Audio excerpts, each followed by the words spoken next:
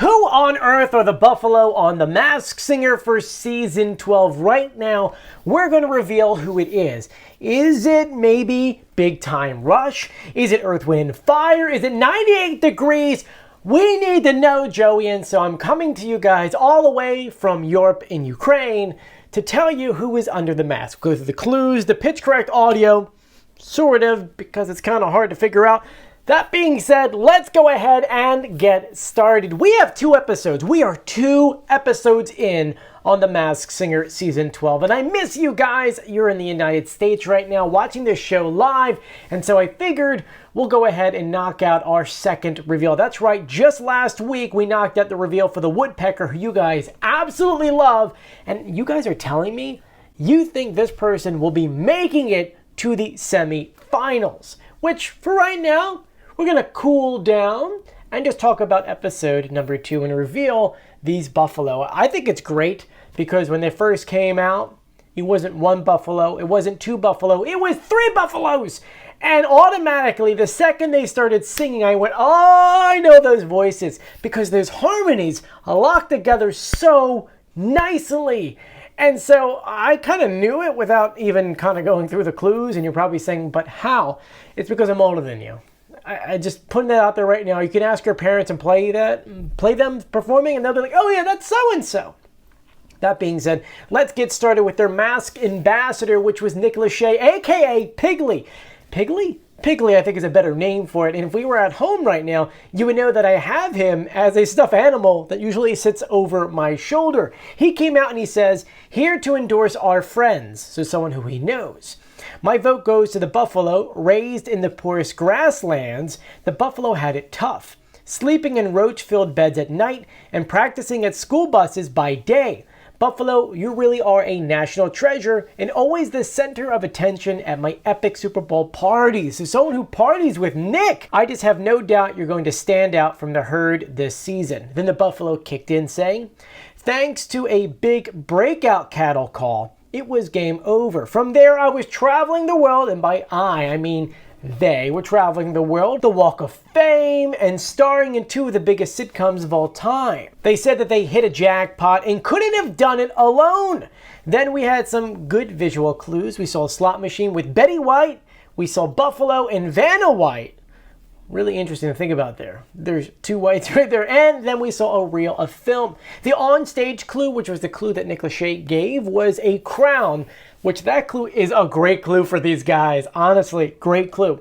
Next was episode 2, which just aired. It says, you know how much someone tells you you can't do something and you just want to do it more? Well, just like those kids in Footloose, longing to dance, we're each rebels in our own way. And yes, these people were told not to do it, and they did it anyway. They said they didn't listen when people said they shouldn't do their own thing, and they succeeded by not giving a darn what people think. I love their attitude.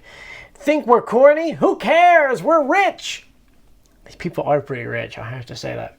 They say, and if you think we take ourselves too seriously, we're out here dressed like some WrestleMania Buffalo about to sing a track from Footloose. We funny as hell. Then they finish by saying, they advise people to do you and don't let anyone tell you who or what to be.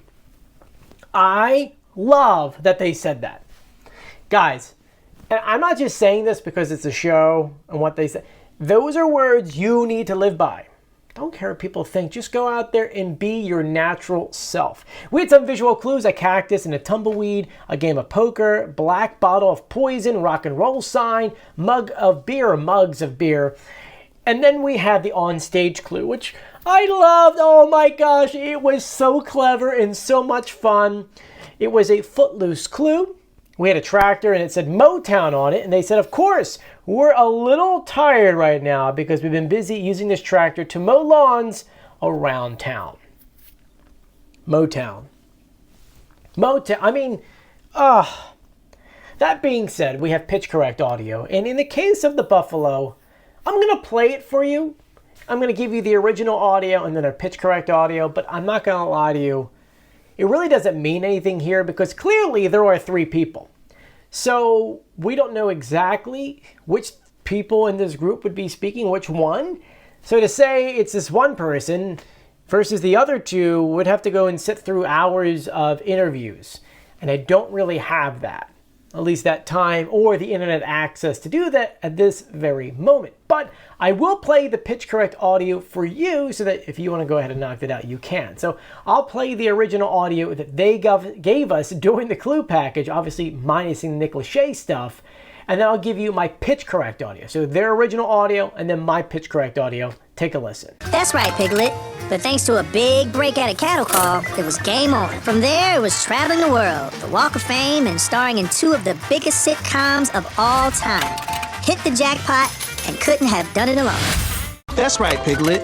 But thanks to a big break at a cattle call, it was game on. From there, it was traveling the world, the Walk of Fame, and starring in two of the biggest sitcoms of all time. Hit the jackpot and couldn't have done it alone. So like I said before, the pitch correct audio does not matter for this character because it could be one of three. What really matters to me are the harmonies, because those harmonies are tight. Obviously, they came from a group of kids that had been performing since they were kids and now are adults and they're still performing. They are Boys to Men. And oh my gosh, I love it because they're from Philly. They're from Philly, right? Literally where I'm from. Well, not from Philly. My family's from Philly. I'm outside of Philly. I'm in New Jersey. That being said, let's just go ahead and compare the singing because you're going to be like, wow, yeah, tight harmonies. Take a listen.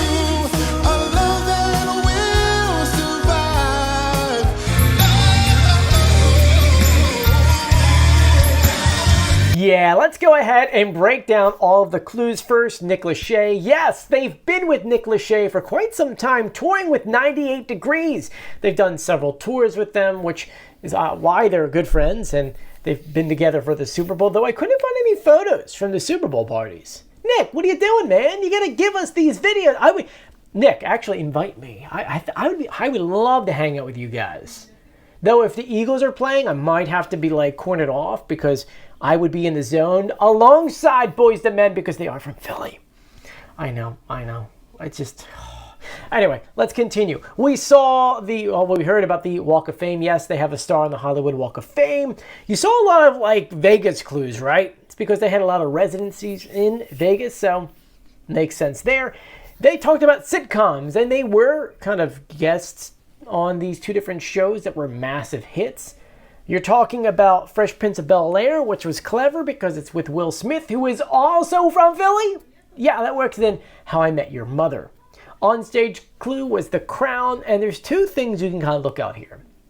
One could be the fact that when it comes to R&B, they're the most successful group ever, making them R&B royalty with The Crown. Ding, ding, ding. I believe that's where we're going with, but some people had suggested to me that it could refer to gold records, which they have 4 gold records, so that could work as well.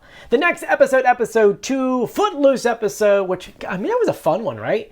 Younger generations probably don't get it, but I think it was kind of fun. Next, they said they didn't listen when people said they couldn't do their own thing, and they succeeded. Correct.